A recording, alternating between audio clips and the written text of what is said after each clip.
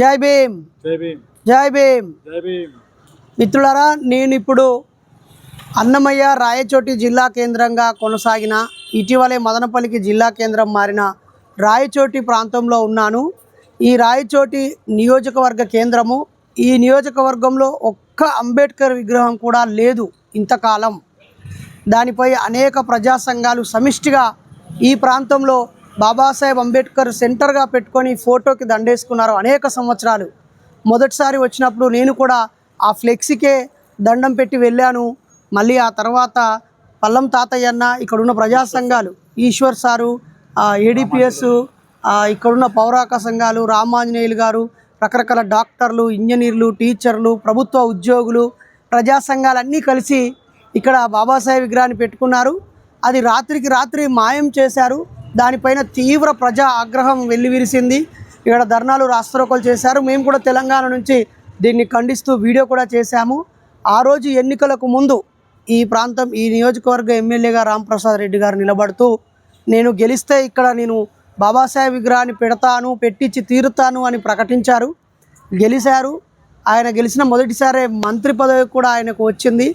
దాంతో మరి అక్కడెక్కడో ఊరు చివర ఒక అంబేద్కర్ విగ్రహం పెట్టారు. అది కాదు, ప్రజల మధ్య విగ్రహం పెట్టాలనేది ప్రజా సంఘాలందరి కోరిక. దాంతో ఆ డిమాండ్ని యాక్సెప్ట్ చేసి స్థానిక ఎమ్మెల్యే, మంత్రి గారు ఈ విగ్రహాన్ని నెలకొల్పి ఇటీవలనే దాన్ని ఆవిష్కరించిన సందర్భంగా ఆయనకి జై భీములు. ఈ విగ్రహ స్థాపన కోసం పాటుపడిన ప్రతి నాయకుడికి మన ప్రత్యామ్నాయ సాంస్కృతిక ఉద్యమ అభినందనలు.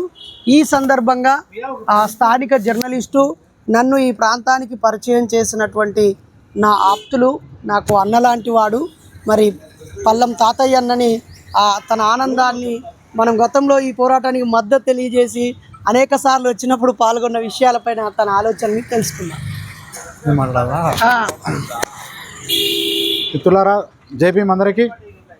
మిత్రులారా, ఈ ప్రాంతంలో గత 30 సంవత్సరాలుగా కుల సంఘాలు అయితేనేమి, ప్రజా సంఘాలు అయితేనేమి సమిష్టిగా అంబేద్కర్ విగ్రహ సాధన కోసం చాలా కృషి చేశారు. కానీ గత రెండున్నర సంవత్సరాల క్రితం కొన్ని ప్రజా సంఘాలు అందరం కలిసి కూడా సమిష్టిగా ఈ ప్రాంతంలో ఉన్నటువంటి ఒక ఫ్లెక్సీని తీసేసి ఈ ప్లేస్లోనే అంబేద్కర్ విగ్రహాన్ని ప్రతిష్ఠింప చేసుకోవడం జరిగింది. కానీ కొంతమంది గత శాసనసభ్యుడు, అంటే ప్రస్తుతం మాజీ శాసనసభ్యులు ఆదేశాల మేరకు అప్పుడు ఉన్నటువంటి అధికారులు రాత్రికే ఆ విగ్రహాన్ని తీసుకుని వెళ్ళిపోయి ఒక ప్రభుత్వ కార్యాలయంలో నిర్బంధించారు. కానీ ఆ సందర్భంగా జరిగిన పోరాటాలలో మన మూఢనమ్మకాల నిర్మూలన సంఘం జాతీయ అధ్యక్షులు, సామాజిక ఉద్యమకారులు డాక్టర్ బై నరేష్ అన్న కూడా ఆ ప్రాంతం నుంచి సంపూర్ణ మద్దతు మా ఉద్యమాన్ని తెలియజేశారు. కానీ ఆ సందర్భంగా ఉద్యమం జరుగుతున్న సందర్భంగా శాసనసభ్యుడిగా పోటీ చేయడానికి ముందు వస్తున్నటువంటి మండిపల్లి రామప్రసాద్ రెడ్డి ఉద్యమ ప్లేస్లోకి వచ్చి, అయ్యా మేము గెలిస్తే కనుక తప్పకుండా ఇక్కడ విగ్రహాన్ని ఏర్పాటు చేసాం చెప్పారు. ఆయన గెలిచారు. గెలిచిన దరిమిలా అదృష్టవశాత్తు మంత్రి పదవి కూడా దొరకడం చాలా అభినందనీయం. కానీ ఇచ్చిన మాట ప్రకారం ఇక్కడ మాకు విగ్రహాన్ని ఏర్పాటు చేసుకునే అవకాశం కల్పించారు. విగ్రహం ఏర్పాటు చేసుకున్న తర్వాత కూడా జిల్లా అధికారుల ద్వారా తీయించే ప్రయత్నం గత పాలకులు ప్రయత్నం చేసినా కూడా మంత్రి మండిపల్లి రామప్రసాద్ రెడ్డి అన్న గట్టిగా కృషి చేసి తానే స్వయంగా వచ్చి ఆవిష్కరించి ఇక్కడ ఈ ప్రాంత ప్రజలకు అంకితం చేశారు. ఆయనకు ఈ సందర్భంగా కృతజ్ఞతలు తెలియజేస్తూ, అంతేవిధంగా ఈ విగ్రహ సాధనలో భాగంగా జరిగిన ఉద్యమానికి ఒక పెద్ద జాతీయ సంఘం అయినటువంటి మూఢనమ్మకాల నిర్మూలన సంఘం, అందులో నరేష్ అన్న వాయిస్ ఇవ్వడం కూడా ఈ ఉద్యమానికి కొంచెం బలం చేకూర్చుంది. ఈ సందర్భంగా అభినందనలన్నా, కృతజ్ఞతలన్నా.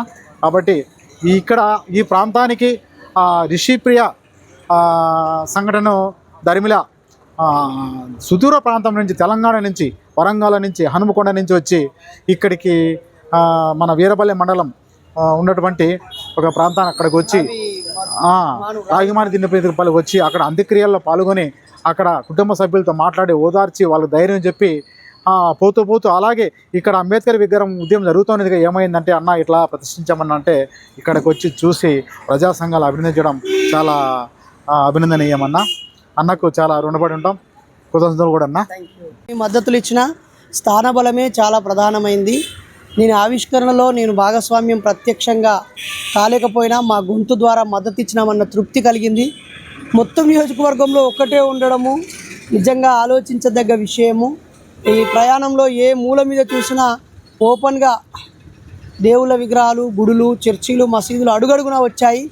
కానీ మనందరినీ చదువు వైపు, జ్ఞానం వైపు, ఐక్యత వైపు, మనుషులుగా చూడడం వైపు కృషి చేసిన మహనీయుడి నిజంగా ఊరూరా ఉండాలని ఈ సందర్భంగా కోరుతూ ఆయన స్ఫూర్తిని కూడా మరింతగా ప్రజల్లోకి తీసుకుపోతారని ఆశిస్తూ థ్యాంక్ యూ. జై భీమ్, జై ఇన్సాన్.